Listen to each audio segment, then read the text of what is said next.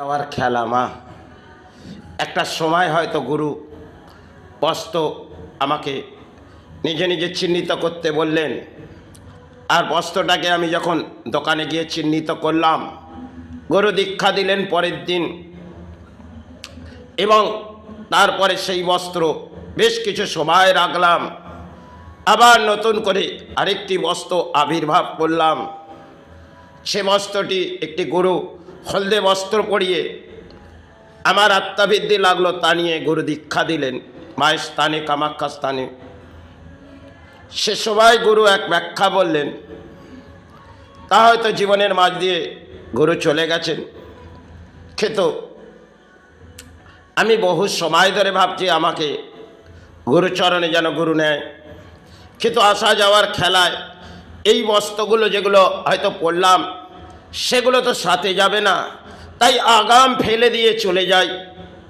কারণ সমাজে একটা সময় আমি হয়তো ধর্মের আশ্রয় নিয়েছিলাম, আর ধর্মের আশ্রয় নিয়ে ধর্ম করে মাতৃ করে কাটিয়ে দিয়েছি। আর কি হবে? জীবনযাত্রার শেষ লড়াই হয়তো হতে চলেছে মা।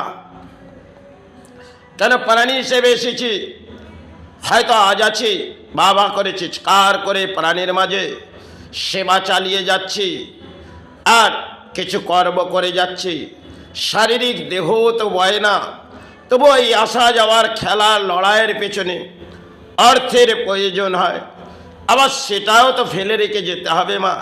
যে বস্ত্রটা সেটা যে গুরু গ্রহণ করালো সেটাও ফেলে যেতে হবে, আর যেটা পরবর্তী গুরু ফের ধারণ করালো সেটাও তো ফেলে যেতে হবে। পুরনো সময়ে যখন এক গুরু দীক্ষা দিলেন, সেই বস্ত্রটি আজ আমি পরে এক পাগল হয়ে হয়তো ঘুরলাম, কারণ সমাজের মাঝে আমি যোগ্যতা নয়, আর আমার চাইও না।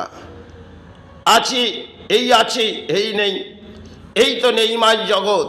এই জগতে আমার বলে কি চিৎকার করব, কিছুই তো সাথে যাবে না। তার আগাম বস্ত্রগুলো আমি হয়তো মাতৃর চরণে জানিয়ে ছেড়ে দিলাম। এই আসা যাওয়ার খেলার পেছনে হয়তো লড়াই করতে গেলে, কর্ম চালাতে গেলে, আর ধর্ম চালাতে গেলে অর্থের প্রয়োজন হয়, সেটা কর্মের পেছনে লড়াই হয়তো হয়। কিন্তু যখন দেহটি বয় না, তখন মনে হয় একটু বিশ্রাম নেই। কিন্তু বিশ্রাম যখন একটা ব্যাধি সৃষ্টি হয়ে যায়, এ দেহ তো বিশ্রাম হয় না, আর দেহের মধ্যে নিদ্রা হয় না। পারাপার তিনি হয়তো কোন সময় করবে তাও আমরা জানি না। কিন্তু এই আসা যাওয়ার খেলার পেছনে বহু হয়তো পোশাক সমাজে দেখি, কিন্তু আমার প্রয়োজন নেই। কেন আজ আছি, হয়তো যখন ঘর থেকে এই কায়াটা বেরিয়ে যাবে তখন তো কোনো কিছুই আমার সাথে যাবে না। যে বস্ত্রগুলো একটা সময় পড়লাম সেগুলো তো ফেলে দিতে হবে, হয় শ্মশানে গিয়ে ফেললো, আর নাহলে বসস্থানের আশেপাশে ফেলে দেবে। তাই তার আগাম ফেলে দিয়ে চলে যেতে হবে মা। কারণ সে বস্ত্র পরে হয়তো সেবা চালাচ্ছি, আবার সেই বস্ত্র পরে অন্ন ভোজন করছি, আবার সেই বস্ত্র পরে সমাজে যাচ্ছি। সে জীবনে কিছুই তো থাকবে না। না থাকবে এই মহেল। হয়তো আজ আছি মা করে চিৎকার করে গেলাম, কাল হয়তো সে চরণে যেতে পারলে এটাই আমার মুক্তি হবে। দেহর মধ্যে আছে জরা ব্যাধি, বহু সময় হয়তো মা করে চিৎকার করে ধর্মের আশ্রয় নিলাম। বহু অধর্মের মানুষ দেখলাম, সমাজের সব পরিস্থিতি তা তো মনে হয় ধর্ম থেকে জাগবে না। তাই যাবার পথ আমি খুঁজে চাইছি মা। জানি না কোন সময় আমার এই কায়ার মুক্তি হবে, তার আগেই তো আমি সবই ফেলে দিলাম মা। হয়তো চরণে কিছু ফুল পুষ্প ফেলে যাচ্ছি মা, তাতে সমাজ গ্রহণ করবে না। তাই আসা যাওয়ার খেলার পেছনে হয়তো ধর্মের আশ্রয় নিয়েছি, আর সময়কালে রঘুনাথ তাকে উদ্ধার করেছি। সে এক জীবনের অদ্ভুত খেলা ছিল। এই বসস্থানের আশেপাশে তিনি মাটির তলায় ছিলেন, আর তিনি হয়তো উদ্ধার হলেন। সেটা হয়তো আমার কর্মজীবনে সে হয়তো রইল না, কিন্তু আমিও তো এই কর্ম করে কিছুই তো রাখতে পারিনি, আর এসেছি মা করে চিৎকার করে ধর্মের আশ্রয় নিয়েছি, সন্তান পরিবার পেলেছি, কিন্তু এবার তো যেতে হবে মা। যতটা সময় হয়তো কাটালাম এই জরা ব্যাধি নিয়ে, যাদের দেহ বইছে না মা, এবার শ্রীচরণে নেমা, শ্রীচরণে নাও গুরু। এ জীবনে এ কায়ার তো মুক্তি চাই, তাই কিছুই তো চাই না, না চাই কোনো বস্তু, যেতে তো হবে খালি হাত মা।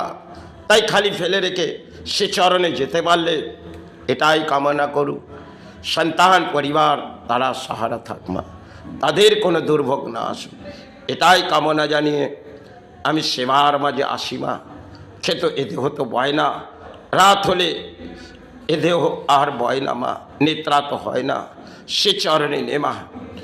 এই লিঙ্গের মাঝে যে ইউরিন সেটা তো আর ক্লিয়ার হয় না মা, তাই অতি কষ্ট হয়।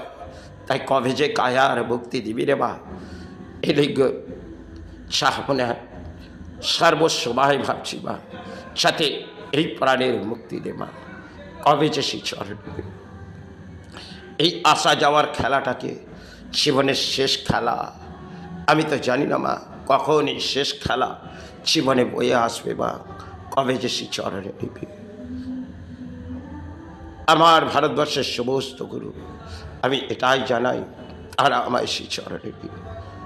তাকে জানাও মা যেন দর্শন দেয়, জীবনে দর্শন করেছি, সে চরণে নিবি, এ কায়ার মুক্তি দে, এটাই কামনা জানিয়ে সে চরণ ভরিয়ে দিয়ে যাচ্ছে। এই আসা যাওয়ার খেলাতে সে চরণ ছাড়া তো কিছু বুঝিনি, তাই মাতৃচরণ আর গুরুচরণ ভরিয়ে দিয়ে যেন সে চরণে যেতে পারি, এটাই পরম সৌভাগ্য হবে মা, পরম জীবনে কী পেলাম কী হারালাম কিছুই তো ভাবি না মা, আছি এই হয়তো নেই, তাই এই জগতে নেই মা, এই জগতে কি আমার বলবো মা, সবই তো বরদান ভোগ করেছি, তাই যদি কোনো ভুল হয় তাকে ক্ষমা করে দিস।